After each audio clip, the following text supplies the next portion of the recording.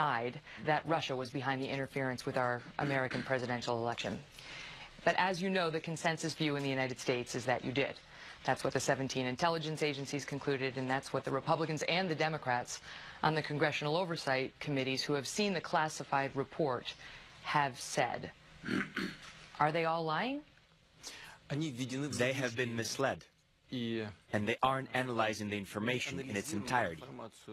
I haven't seen even once any direct proof of Russian interference in the presidential election in the United States.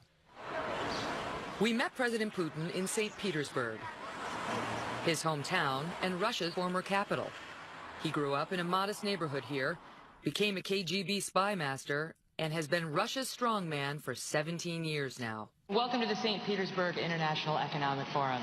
It was my job to moderate the forum, Mr. Putin's signature event, with more than 4,000 people in the audience, including world leaders, some sharing the stage.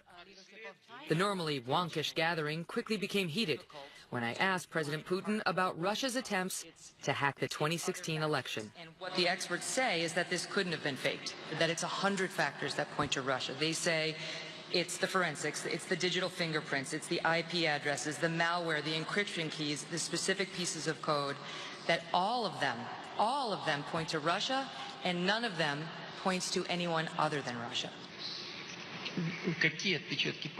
What fingerprints, or hoof prints, or horn prints? What are you talking about? IP addresses. They can be invented, you know. There are a lot of specialists who can even make it so it comes from your home IP address, as if your 3-year-old daughter carried out the attack. President Putin, there are reports today in the American press that the Trump administration took active steps to ease sanctions on Russia almost immediately after Trump took office. Was this possibility ever discussed between the Trump team and your representatives prior to President Trump being inaugurated? You know, I saw what was happening. To be honest, it was a big surprise for me too. What they're saying is just nuts. I don't know where the people spreading this disinformation came from. It's some sort of catastrophe. After those testy exchanges, we weren't sure what was going to happen later when we sat down for our one-on-one interview and went right back to the issue of hacking. You had said for months that Russia had nothing to do with the interference of the American election, and then this week you floated the idea of patriotic hackers doing it. Why the change, and why now? I hadn't said anything.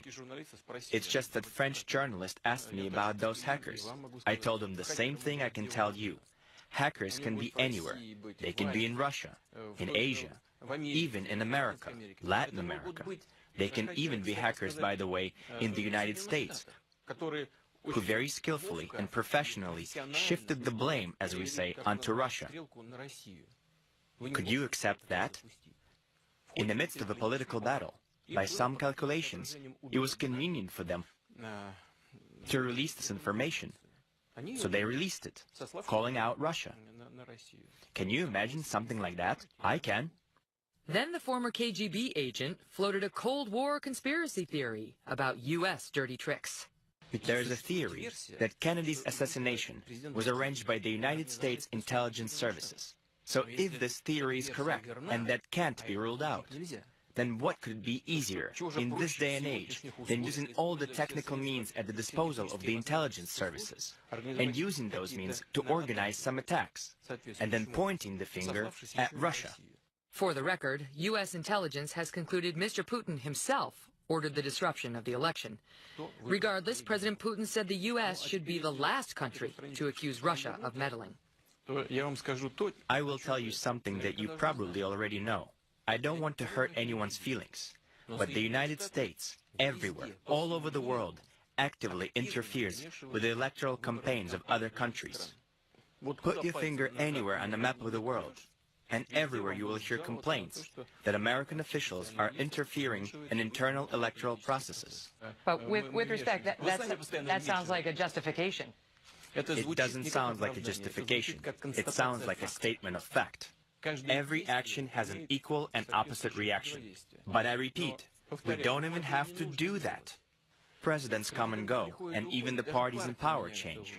But the main political direction does not change.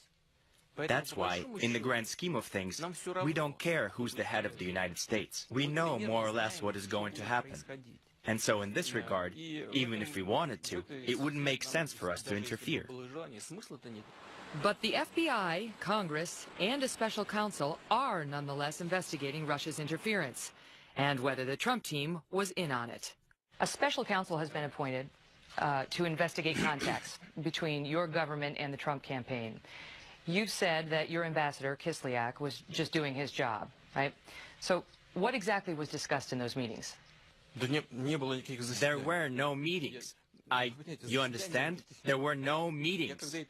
When I saw this, my jaw dropped. No meetings between Ambassador Kislyak and anybody from the Trump campaign? I have no idea. I'm being completely honest with you. I don't know. The routine job of an ambassador. Do you think that from all over the world or from the United States, the ambassador reports to me every day who he meets with or what they discuss there? That's complete nonsense. Do you even understand what you're asking Well, or you're not? his boss. Listen, his boss is a minister of foreign affairs. Do you think that I have time to talk to our ambassadors every day, all over the world? Complete nonsense. Among those under scrutiny is the president's son-in-law, Jared Kushner. At a meeting with Russia's ambassador last December, he reportedly tried to establish a secret communications channel with the Russian government. This was a proposal by Mr. Kushner. I don't know about this proposal.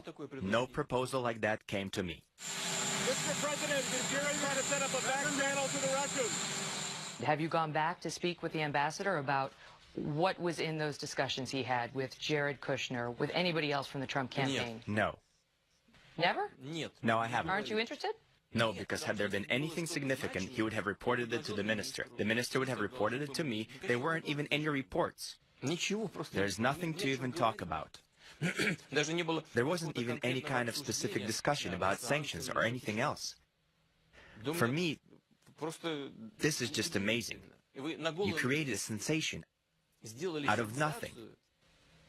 And out of the sensation, you turned it into a weapon of war against the current president.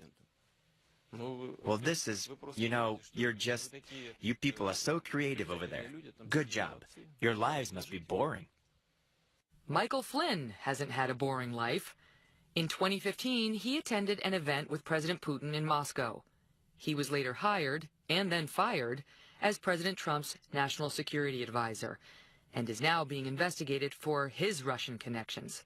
Did you know General Michael Flynn? He came over here for a dinner, a photo of which has been widely circulated in the American media. What was the nature of your relationship with him?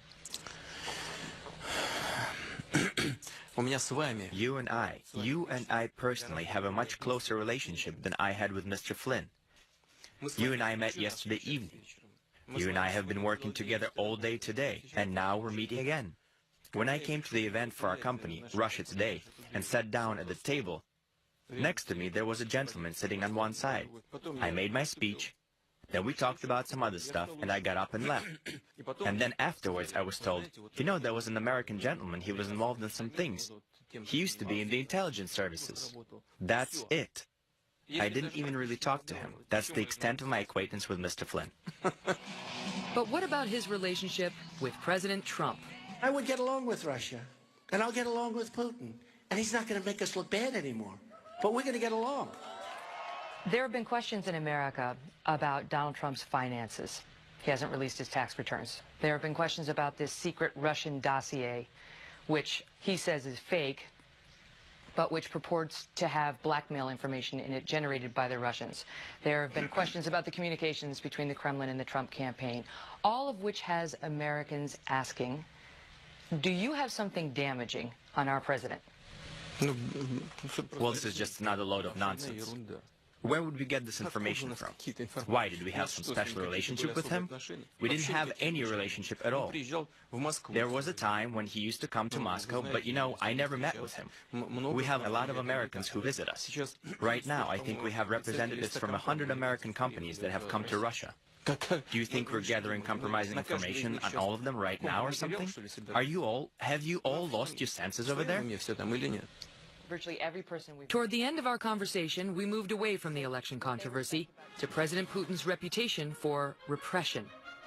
Many Americans hear the name Vladimir Putin, and they think he runs a country full of corruption, a country in which journalists who are too critical could wind up murdered, a country in which dissidents could wind up in jail or worse.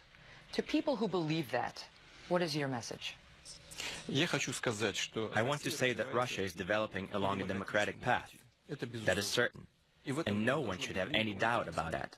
But why do you feel you have the right to ask us these kinds of questions, and do it all of the time, to moralize and to give us lessons on how to live? We're ready to listen to comments when it's done constructively, with the goal of establishing a relationship, creating a common environment. But we will absolutely not accept when these sorts of things are used as an instrument of political conflict. I want everyone to know that. That's our message. Coming up,